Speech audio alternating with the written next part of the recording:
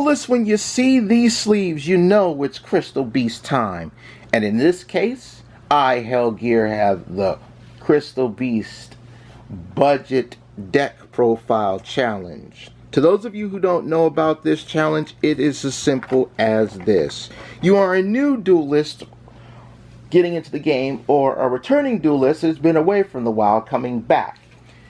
Money is tight, but with the money you have, you buy 3 of these structure decks, and using the cards within them, you build a main, side, and extra deck. And this is my take on the challenge. The hardest part about this was getting everything required to summon Rainbow Dragon in one turn, but I don't have my extra deck to make it really go nuts, which I can still get it out in one turn, and I prefer to go second with this build. Like, sub, and bell, and let's count the cards. To those of you who don't know about the Crystal Beasts, they all share a similar effect that if destroyed while face up on your field, they can go into the back row as continuous spells. The real reason you play 3 Sapphire Pegasus is for drawing peace of mind. You never go into the 3rd Pegasus, which is the main reason why in my main builds I play 2. On summon, it places a Crystal Beast from hand, deck, or graveyard into your back row. And as you know, face-up Crystal Beasts in the back row are continuous spells. 2 copies of Rainbow Dragon. If an attack is declared amongst your Crystal Beasts, you can special summon this from the hand. You can also, once per turn, banish this face-up continuous spell to add an ultimate crystal monster from deck to hand, and special summon a level 4 or lower Crystal Beast monster to your field with its effects negated. 2 Ruby Carbuncles. I do like these ratios, especially since many Yugi tubers have similar monster ratios. On special summon, he acts as a soul charge for your back row, special summoning as many Crystal Beasts in the back as possible. 2 Topaz Tigers. When attacking your opponent, its attack becomes 2 racks at the damage step. 1 Mammoth, who acts as a bodyguard. They have to go through him before touching any other Crystal Beast. 1 Cobalt Eagle, whose once per turn effect you never use, but it bounces a Crystal Beast to the top of your deck. Emerald Tortoise at 1, and not the $14 conversion. Thank you, Tearlament. When one of your monsters attacks, you can switch the battle position. And an Amethyst Cat to bypass your opponent's monsters to attack directly, but she deals half the damage as normal. When 7 of these 8 Crystal Beasts are on your field and or in your graveyard, you can special summon the ultimate crystal in the main deck, Rainbow Dragon. Its 2 effects cannot be activated until after you summon it. The quick effect, where you can banish Crystal Beasts to give it 1,000 attack for each banished, or the regular effect, where it tributes itself and resets the field.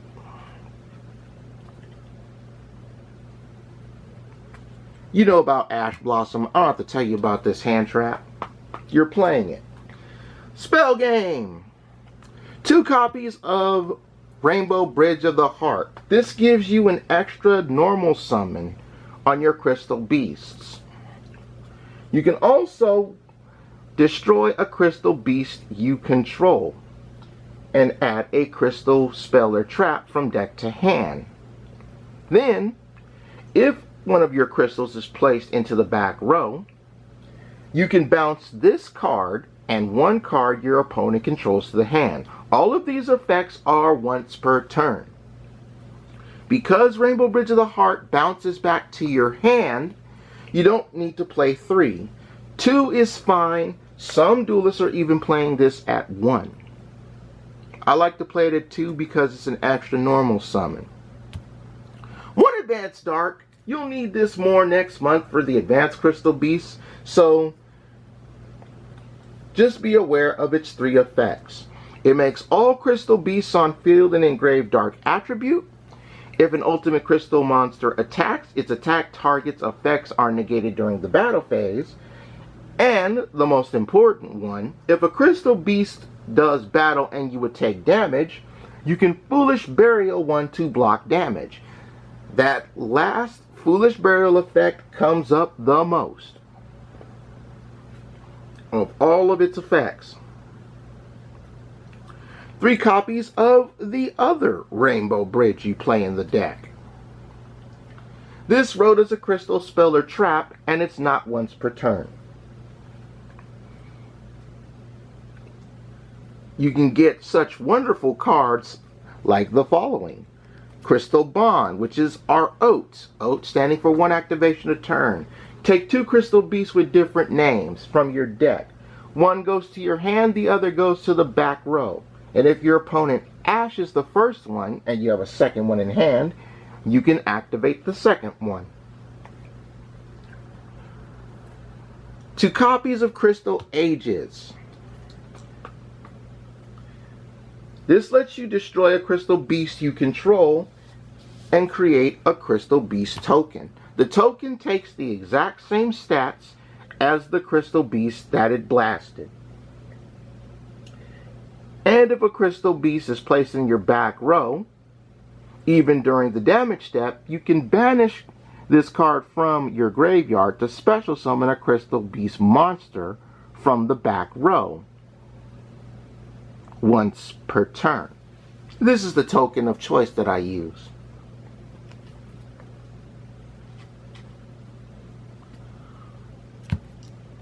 One Crystal Tree. This is an important combo piece if you want to bring your opponent down in 1 turn. When a Crystal Beast is placed into your back row, whether it be with Aegis or Bond or Sapphire Pegasus, for example, your Crystal Tree gains a counter. Send it to the graveyard with counters, and for every counter it had, it's a Crystal Beast you can put into your back row. Speaking of putting Crystal Beasts in your back row, Blessing can put up to 2 of them from your graveyard into your back row.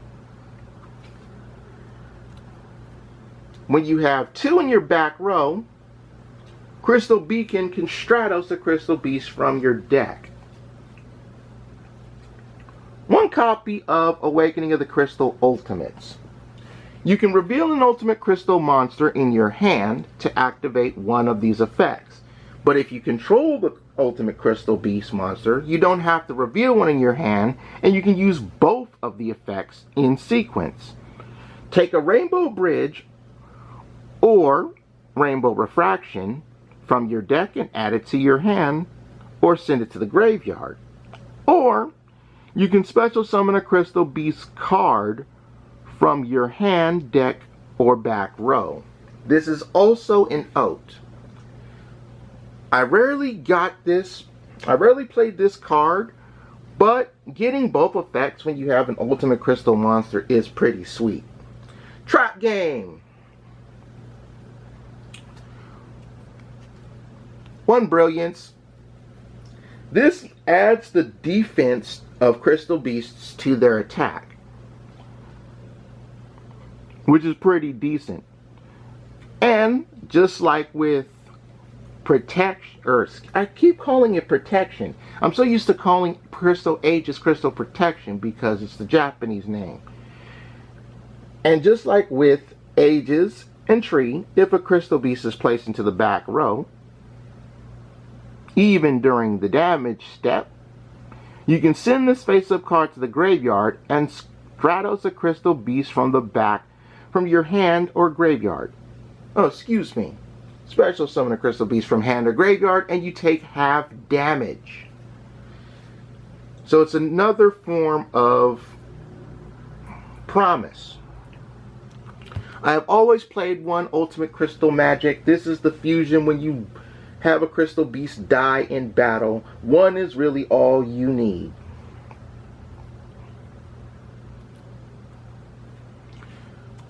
I'm playing 2 Conclave in this. If a Crystal Beast dies in battle, you can special summon one from the deck once per turn. Also, you can send Conclave from your field to the graveyard to bounce 1 Crystal Beast and a card your opponent controls to the hand. These effects have to be done in different chains. Many duelists are playing 2 copies of Crystal Miracle, but I am playing 3. It is the Omni Negate, where you blast the Crystal Beast as cost. And if one is placed into the back row, even during the damage step, you can banish this card from your graveyard and special summon a Crystal Beast from hand, deck, or graveyard. Place one in the from hand, deck, or graveyard into the back row once per turn. That's it for the main deck. I really need a sip of water. But almost done because it's extra deck time. The extra deck consists of 4 cards. 2 copies of Rainbow Overdragon and 2 copies of Rainbow Dragon Overdrive. You either tribute an ultimate crystal monster you control, or you fuse 7 crystal beasts, then they don't have to have different names, to fusion summon Rainbow Overdragon. Unlike the Rainbow Dragon in your main deck, the 2 effects of Overdragon can be used on the turn it's summoned. To either banish a Crystal Beast, giving it the attack points of the Crystal Beast as a boost for the turn, or to reset the field. Overdrive can only be fusion summoned when you summon a ultimate crystal monster in a duel. So this or the Rainbow Dragon itself. You'll then banish it and 7 Crystal Beasts to summon Overdrive. If you've banished 7 Crystal Beasts with different names, its 4,000 attack jumps to 11,000. And if Overdrive hasn't battled in the turn, its quick effect to reset the field on tribute can happen. Then as many of your Crystal Beasts that are banished get special summoned to your field as possible. So in a sense, it's like a nuke and then a Crystal Abundance afterwards. The budget build is very fun. This build can get out your Rainbow Dragon in 1 turn. Yeah, I'm still doing that. But that's it for this budget deck profile. Stay tuned because I still have to do the updated regular Crystal Beast deck profile. Like, sub, and bell. Leave your comments in the comments section below. But for now, I take my cards to the box because I'm done. Bye-bye, everybody.